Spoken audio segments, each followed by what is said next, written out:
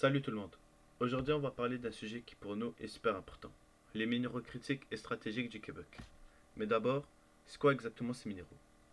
Eh bien, ce sont des ressources essentielles utilisées dans plein de technologies modernes, comme les batteries, les panneaux solaires, dans l'industrie aéronautique et bien d'autres domaines. Le Québec en possède plusieurs, comme le lithium, le graphite et le nickel, qui sont indispensables pour la transition énergétique et le développement technologique de notre province. Maintenant qu'on sait ce que c'est, voyons pourquoi ils sont si importants. Pour ça, Younes et moi allons vous expliquer tout ça en détail. Maintenant que vous en savez un peu plus sur ces minéraux, on va vous expliquer pourquoi ils sont si importants pour l'ensemble de la province. Tout d'abord, ces minéraux jouent un rôle essentiel dans l'économie du Québec.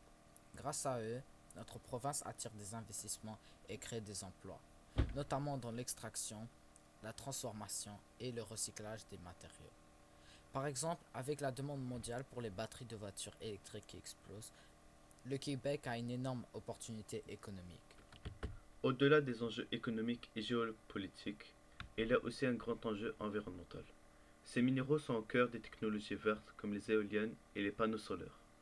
Sans eux, il serait impossible de réduire notre dépendance aux énergies fossiles et de lutter contre le changement climatique. Le Québec joue donc un rôle clé dans la transition énergétique mondiale. Cependant, l'extraction de ces minéraux doit être faite de manière responsable. Il est essentiel de protéger l'environnement et de respecter les communautés locales, notamment les peuples autochtones qui vivent près des sites miniers. Mais cette importance peut aussi entraîner des tensions et des conflits à l'échelle mondiale, notamment en raison des conséquences environnementales de leur exploitation intensive.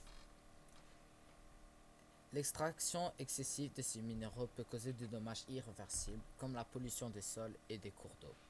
De plus, un exemple concret de conflit lié aux minéraux critiques est celui entre Donald Trump et l'Ukraine. Ce conflit portait notamment sur la procuration du titane, un métal essentiel pour la défense militaire. L'Ukraine étant un important fournisseur de titane, les États-Unis ont saisi l'opportunité de lui procurer, puisqu'il est stratégique pour eux. Sous Trump, il y a des tensions politiques autour de l'accès à ces ressources, avec des soupçons selon lesquels il aurait cherché à sécuriser l'approvisionnement américain en minéraux critiques pour réduire la dépendance aux importations, notamment celles venant de la Chine. En résumé, les minéraux critiques et stratégiques du Québec sont essentiels pour l'économie et l'environnement, ici et à l'échelle mondiale. Ils jouent un rôle clé dans la transition énergétique et le développement technologique, mais leur exploitation doit être bien gérée pour éviter des impacts environnementaux et assurer un avenir durable.